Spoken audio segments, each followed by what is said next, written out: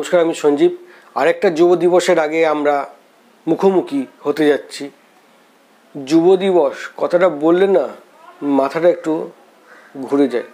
প্রকৃত যুবক বা যুবনেতা কে বা যুবকদের আইডিয়াল কে হবে, এটা একটা সমস্যা। কারণ কেন বলুন তো, বর্তমান সময়ে দেখছি বিভিন্ন রাজনৈতিক দল তার যুব নেতৃত্বকে দিয়ে বিভিন্ন ধরনের মিছিল করাচ্ছে, পদযাত্রা করাচ্ছে। কেউ বলছে ভারত জোড়ো যাত্রা, কেউ বলছে ইনসাফ যাত্রা, কেউ বলছে নবজোয়ার যাত্রা। উদ্দেশ্য রাজনৈতিক। তা আজকে এমন একটা মানুষকে নিয়ে কথা, বা যার জন্মদিনকে কেন্দ্র করে যুব দিবস, তিনিও মানুষের কাজই করেছেন, তবে রাজনৈতিক রং দেখে করেননি। তিনি বলেছেন মানুষের কাজ করার জন্য তিনি প্রয়োজনে নরকে যেতে পারেন এবং হাজারবার জন্মগ্রহণ করতে পারেন। কিন্তু রাজনৈতিক দলের যারা রয়েছেন বা যাদেরকে সামনে দেখে যুব সমাজ উদ্বেলিত হবে বলে আশা করা হচ্ছে, তারা এই কথাটা কখনো জোরের সাথে বলতে পারেন না বা পারবেনও না। তা যাই হোক, তা বিবেকানন্দ এমন একজন মানুষ যিনি তার গুরু ভাইদের আশীর্বাদ করতে নেই বলে তোরা মানুষের জন্য কাজ করতে করতে শেষ হয়ে যা। মানে এটাই যে রামকৃষ্ণ যেটা বলতেন যে শিব জ্ঞানে জীব সেবা, আর বিবেকানন্দও যেটা বলেছিলেন জীবে প্রেম করে যেইজন সেইজন সেবিছে ঈশ্বর। এটা তো বহু পরিচিত কথা। তা যে মানুষের কাজ করার জন্য কাজ করতে করতে জীবন পাত করার কথা বলছেন, তিনি আর যাই হোক ধান্দাবাজ নন। তা বর্তমান সময়ে কেউ যে জোরের সাথে এই কথাটা যুব সমাজকে বলবে, সেই রকম লোক কিন্তু আমি খুঁজে পাচ্ছি না বা দেখা যায় না। তো এই কথা শুরুর আগে আমি আমার ব্যক্তিগত একটা অভিজ্ঞতার কথা বলি। সেটা হচ্ছে, আমি কর্মজীবনে এমন এক মানুষের সান্নিধ্য পেয়েছিলাম যিনি আমাকে বলেছিলেন যে দেখ, বিবেকানন্দ কিন্তু কোনো ধার্মিক গুরু নন, তিনি অভিভাবক আমাদের সকলের।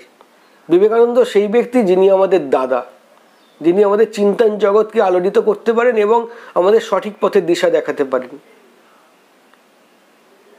তা আমি তার কথাগুলো শুনে চিন্তা করেছিলাম, ঠিকই বলেছেন, ভেবে দেখেছি এবং পরে সে কথাটাই ঠিক। আর কেন তার কথাটা আমি শুনলাম, কারণ আমি কখনো নরেন্দ্রপুর রামকৃষ্ণ মিশনে পড়ার সুযোগ পাইনি। তা যিনি আমাকে এই কথাটা বলেছেন, তিনি নরেন্দ্রপুর রামকৃষ্ণ মিশনে পড়তেন এবং সেখান থেকে স্কলারশিপ নিয়ে পাস টাস করার পর তিনি লন্ডনে গেছিলেন জার্নালিজম অ্যান্ড মাস কমিউনিকেশন নিয়ে আরও বেশি বড় পড়াশোনা করার জন্য। আমি তার প্রতি কৃতজ্ঞ। আমি তার প্রতি চিরকৃতজ্ঞ এই কারণে, কারণ তার অনেকগুলো কথা আমাকে অনুপ্রেরণা জুগিয়েছে এবং অনুপ্রেরণার সাথে আমি বইপত্র ঘেঁটে বিবেকানন্দর কথাবার্তাগুলো পড়ে দেখেছি যে তিনি নরেন্দ্রপুর রামকৃষ্ণ মিশন থেকে যে শিক্ষা পেয়েছেন সেটাই যেন আমাদের মধ্যে ছড়িয়ে দিতে চেয়েছিলেন। আমি কৃতজ্ঞ তার কাছে। তা বিবেকানন্দরও একই কথা ছিল যে আমাদের মধ্যে যদি চৈতন্য জ্ঞানটা প্রসারিত না হয়, তাহলে কিন্তু আমরা কোনোদিনই মানুষ হতে পারবো না। মানুষ হতে গেলে আমাদের জ্ঞানের বিস্তৃতি দরকার বা জ্ঞানের বিস্তার দরকার। সেই জ্ঞানটাই যদি না হয় তাহলে কোথা থেকে হবে?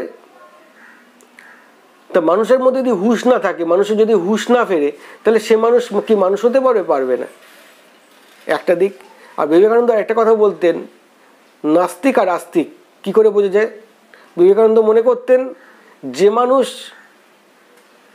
নিজেকে বিশ্বাস করে না, যে তিনি আত্মবিশ্বাসী নন, তিনি নাস্তিক। আর যে মানুষ শত শত দেবতাকে বিশ্বাস না করেও নিজের আত্মবিশ্বাসে বলিয়ান হয়ে বড় কোনো উদ্দেশ্য সাধিত করতে পারেন বা সফল করতে পারেন, তিনি কিন্তু সব থেকে বড় আস্তিক।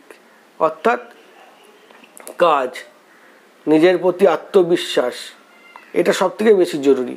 বর্তমান সময়ে একটা অস্থির পরিস্থিতি, অস্থির ধর্মান্ধতা আমাদেরকে গ্রাস করছে।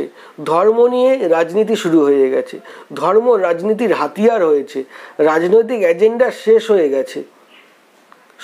সকলের দিকে আঙ্গুল তুলে কুৎসা করছে। কোনো রাজনৈতিক এজেন্ডা নেই, রাজনৈতিক ভবিষ্যৎ যে দূরদর্শিতা সেসব কিছু নেই, ধর্মকে ইউজ করছে। কিন্তু বিবেকানন্দ ধর্ম সম্বন্ধে কি বলছেন? ধর্ম হচ্ছে সেই জিনিস যা অভুক্তকে খাবার দেয়, ধর্ম হচ্ছে সেই জিনিস যা চেতনা বৃদ্ধি করে, ধর্ম হচ্ছে সেই জিনিস যা অসহায় মানুষের পাশে গিয়ে দাঁড়ায়, ধর্ম হচ্ছে সেই জিনিস যারা সমাজের সর্বস্তরে নেমে কাজ করে। আর ধর্ম মধ্যে কোনো গোড়ামিতা নেই। ধর্ম পরিবর্তন হতে হতে চলে। বিবেকানন্দ অবলীলায় এই কথাগুলো বলছেন। বিবেকানন্দের চিঠি পত্র, বই, লেখা, বক্তৃতা সব জায়গাতেই একই ছাপ। তো এই মানুষটাকে যদি আমি যুব দিবসের আইকনিক না ভাবি, তা কারা আইকনিক? যারা পাড়ায় পাড়ায় ঘুরছে, রাত জেগে মানুষের বাড়ি খাচ্ছে আর পিকনিক হচ্ছে। মানুষের বাড়িতে এক রাত কাটালাম, সেই পাড়ায় গিয়ে মজলিস হলো, পিকনিক হলো, তারা যুব দিবসের নেতা? না না না না না, ভুল হচ্ছে বন্ধু, ভুল। যারা তাদেরকে যুব নেতা বা যুব আইকন বলে মনে করছেন, খুব বড় ভুল করছেন। প্রতি বছর যুব দিবসে যুব নেতা একজনই। সারা জীবনের জন্য যুব নেতা আপনার মণিকোঠায় যিনি বন্দী হয়ে আছেন, তিনি স্বামী বিবেকানন্দ। এর বাইরে কেউ নয়।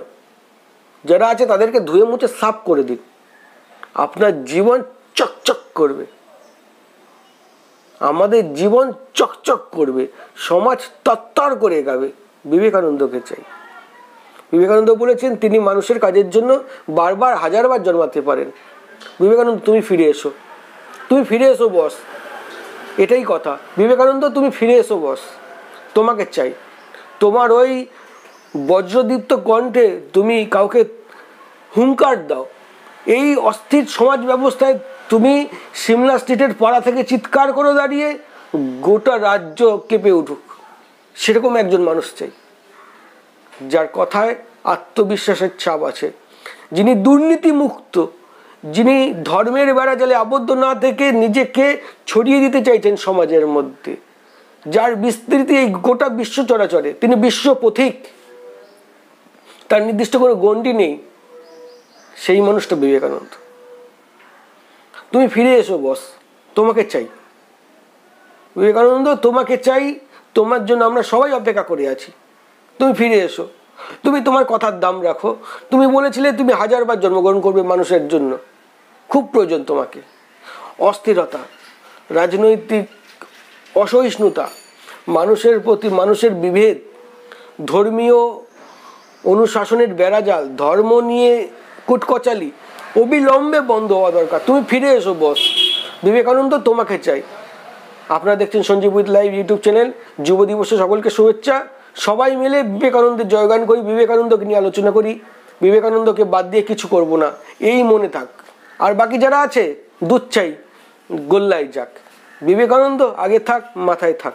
বিবেকানন্দ বুকে থাক, হৃদয়ে থাক বিবেকানন্দ। দেখা হবে নতুন ভিডিওতে। আপনারা দেখছেন Sanjeev with live YouTube channel.